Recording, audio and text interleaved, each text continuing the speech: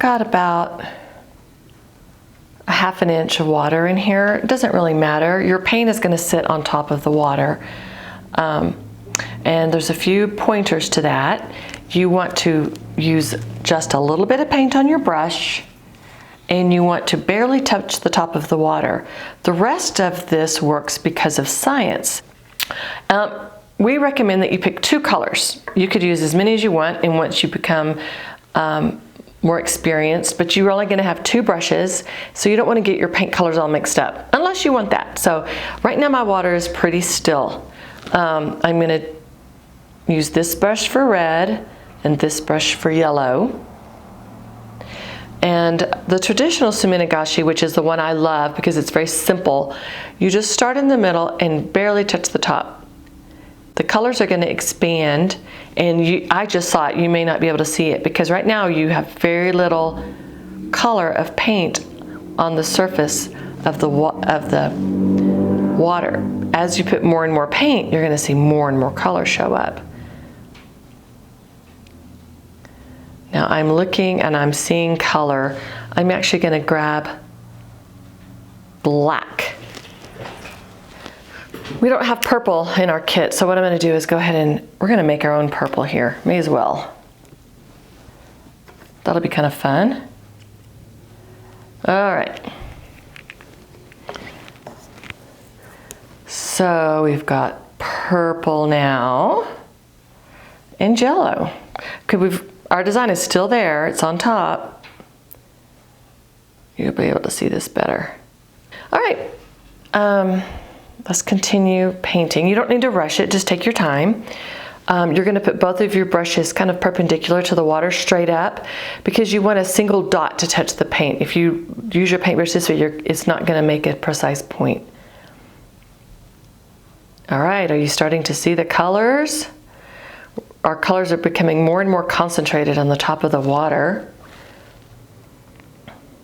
And in traditional Suminagashi, they'll use huge vats of water, and they'll do this for hundreds and hundreds of times to create these big circles that organically move.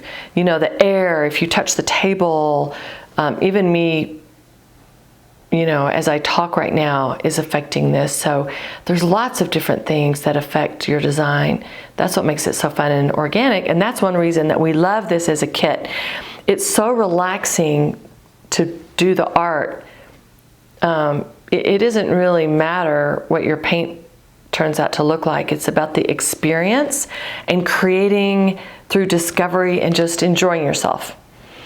That's mainly what we try to focus on in our studio, and the kits that I create and that we create here and with Science Loves Art is we don't want you to feel like you have to be an artist, or we also don't want to tell you exactly how to do it. This is just an introduction. You can experiment, and you're going to find so many cool ways to do this that hopefully you'll share those with us. Okay, I'm just going to continue to go. Now, notice that I barely touch the paint on the water. If I were to dip the brush really deep, a lot of the paint would just fall to the bottom. And if that does happen to you, it doesn't matter. It just means that you've wasted some paint, but it doesn't really matter because you're going to only print what's on top of the water. All right, this is looking pretty good.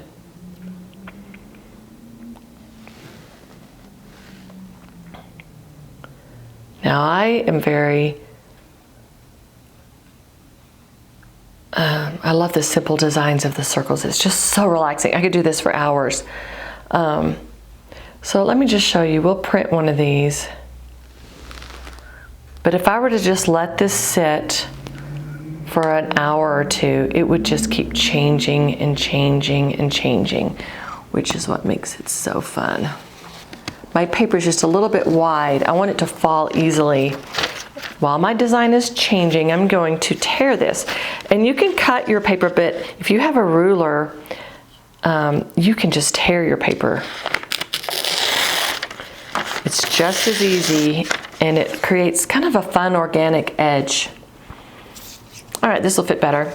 Got my smooth side down. Play around with both. Actually, what I might do is just add a little bit more. I could add a circle over here. I could add a circle over here. All right, now whatever I see on the water is what's going to print. So if you want to keep playing around with your design, you can just watch it for a while. You can blow it, you can fan it. Everything changes it. Movement changes it. Okay, here we go. I'm going to bow it a little bit. Count to 3. 1, 2, 3. Don't want it to sit in there too long because the paper will get very wet and can get softer. You can dip it.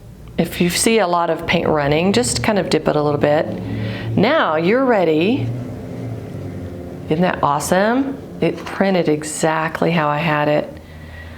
All the paint is removed and printed on my paper. All right, have a place nearby where you can dry your work. I have a spot over here.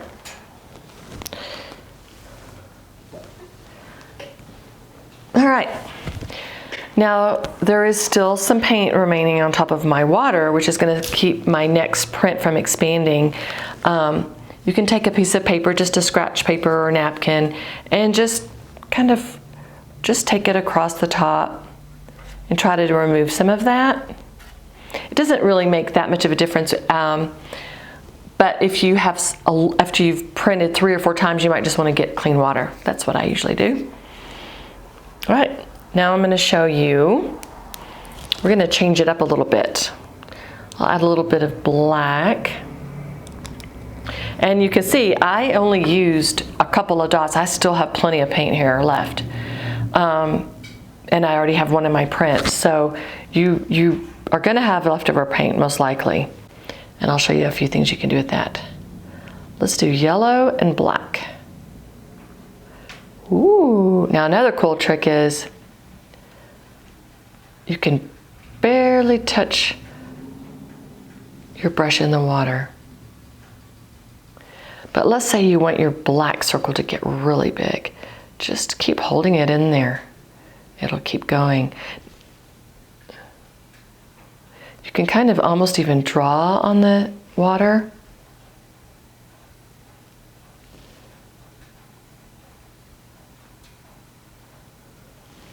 All right, let's go a little bit more. I think I'll add some over here.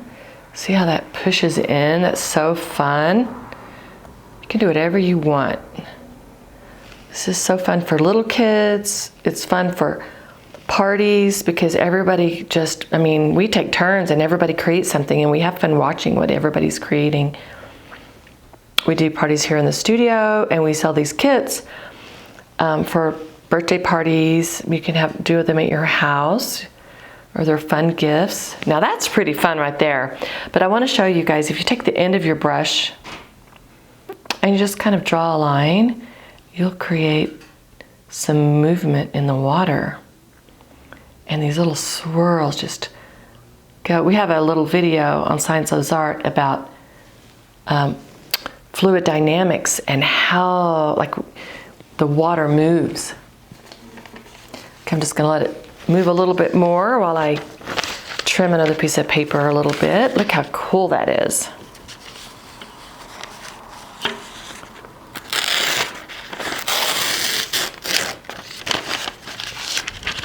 Just remember, you don't have to make it perfect. This is handmade stuff. This is beautiful, organic, handmade paper that you could use to make a little journal or card for your friends. Okay, the smooth side's down. 1, 2, 3. You just don't want water bubbles to get trapped. Okay. Now the black tends to run a little bit. Do you see that? So just kind of tap it in the water, or you can run it under the sink. Just don't want it to get too wet for long periods of time because it's going to start breaking down. The paper isn't that strong. But look how beautiful that is. And when it dries, it's even more beautiful. But what I did was I took water and put 1 drop of soap. Any soap works. All right, here we go. My water's moving just a little bit, but that's okay. It's gonna change. All right, now, instead of yellow, I'm not gonna tap my brush into the yellow anymore with this brush because now I'm gonna put it in the soap and I don't wanna go back and forth. So, all right, we've got our blackish blue over here, purple, and we've got soap, a little bit of soap. Do you see that? It pushes the paint out. I could keep holding that in there and it'll just keep making the circle bigger, bigger. So you only need to dip your brush when you see it's not doing much. Barely. Another fun little thing you could do is just kind of use your finger like this and tap it. You'll make dots all over your design. That's kind of fun. Okay, this is kind of a cool design right there. I kind of like it just the way it is. So I'm going to print that. All right.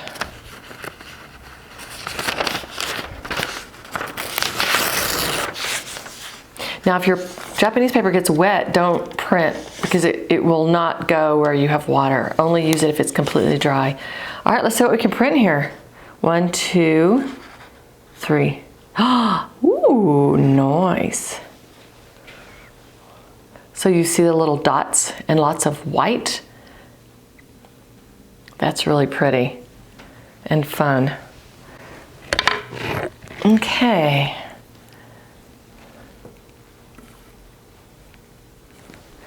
All right. Wash my brush off a little bit and let's do one more.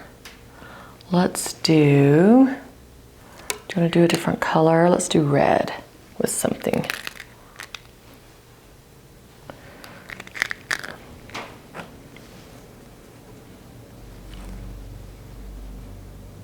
Okay, I see blue residue on here and yellow from the last print. So my red won't expand all the way to the end, but that's okay. I just think it's fun not to have everything so planned out all the time. Artwork should be relaxing and a little bit just intuitive and expressive, and everyone should be different and be okay with that. There we go. Now I'm going to add a lot of paint. I'm just going to keep going with this for a while. Sometimes I tend to like just the simple designs, but I want to show you that when you keep going for a while and just let yourself fill it up tight with lots of colors, your colors will be bolder when you print. And what I find is when I print a design, I love it, but then I end up cutting it into smaller pieces and using it on many different cards, or I make little journals, which if you're interested in learning how to make your own books or journals, we also have a little kit for that. We're all about kits and DIY stuff and simple materials and not expensive. Okay, that looks really cool. I like that one. All right. So I've got my smooth side. I'm not going to get the whole thing printed. Here's a few little remnants. I think I might use those. Okay, I got my smooth side down. 1, 2, 3. Nice. Beautiful. That turned out really fun.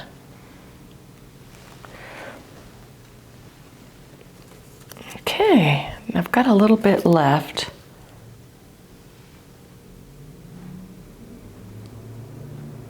It's hard to stop. Okay, this little piece got wet, so I'll show you it's not going to print. See where that or that negative space isn't going to print. So if you did want to design, you could paint it with just water and it would print everywhere but that spot. So that could be a fun project. All right. See, you can keep printing. You may not even be able to see the paint. It'll only print the design once, and once your paper's wet, you can just kind of rinse it because it won't affect your design. Really cool.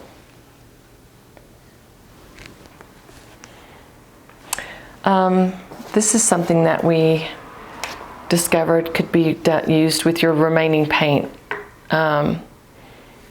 So this is copy paper that is not included in your kit, but use any paper you have laying around the house and fold it into different shapes. Get this wet, get your paper wet and fold it into different shapes. I'll show you how I did it. I did a fan. Now with this paper, copy paper, you want to get it wet because it's going to soak it up, kind of like a watercolor paper or something. You know, it'll soak up the colors and give you these really cool dried. See how the colors blend when they dry? You could use that as stationery, write your friend a letter. Okay, I'm going to fold it like this. The full page, I just want a little bit. Now I'm going to get it wet because this is copy paper. It's not my Japanese paper. Okay, squeeze it out just a little bit. Now, I'm going to tap it into the corners there. It's going to absorb. I mean, it's better to do something fun with your paint that's left over than just let it there to dry. And you know, that's why you don't want to use too much paint. Don't just put a few drops at a time. You can always add more, right? All right, it looks kind of messy, but I love how it's going to look kind of like a tie-dye when it does. I'm going to let this dry. Tomorrow, I can open it up, and then I can see that little design and texture. You could do this with silk or other fabric. Silk is really easy, the easiest fabrics. You don't have to treat it or anything. And I like Suminagashi because you don't have to treat your papers either. It's ready to go. Unlike the Turkish marbling where you do have to treat the water so that your paints will sit on top, because the paints are a lot heavier than these types of paints. So anyway, thanks for purchasing your kit and supporting Science Loves Art. And please let us know, send us an email or comment on the YouTube channel, and keep watching for more fun projects.